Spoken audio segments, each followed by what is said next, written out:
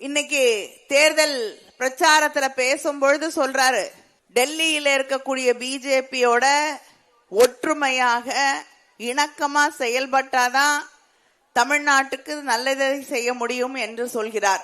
அவர் இணக்கமா இருந்து தமிழ்நாட்டுக்கு என்ன திட்டத்தை கொண்டு வந்தாரு?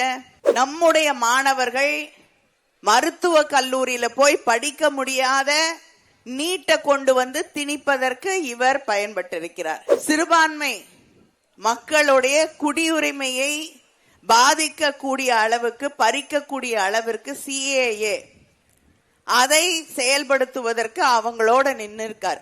உதய் மின் திட்டத்துல அம்மையார் ஜெயலலிதா அவர்கள் கூட கையெழுத்து போடாத அந்த திட்டத்துல இவர் கையெழுத்து போட்டதாலதான் இன்னைக்கு தமிழ்நாடுல இருக்கக்கூடிய மக்களும் நாடு முழுவதும் இருக்கக்கூடிய மக்களும் இந்த அளவுக்கு கஷ்டப்படுறாங்கன்னா உதய் மின் திட்டத்துல இவரை போன்றவர்கள் கையெழுத்து போட்டதால.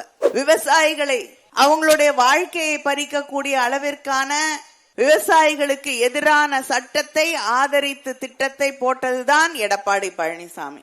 அது மட்டும் இல்ல, 100 நாள் வேலை கிராமங்கள்ல இருக்கக்கூடிய மக்களுக்காக கொண்டு வரப்பட்டது 100 நாள் வேலை திட்டம். மோடி ஆட்சிக்கு வந்த பிறகு யாருக்காவது சம்பளம் சரியா ஏறுதா? இல்ல 100 நாள் வேலை கிடைக்குதா? அதுக்கு முன்னாடி கிடைச்சது.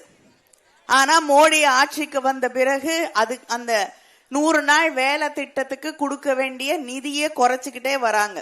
அந்த பிஜேபியை ஆதரித்து அவர்களோடு கைகோர்த்து கொண்டு நிற்கக்கூடியவர் தான் எடப்பாடி பழனிசாமி.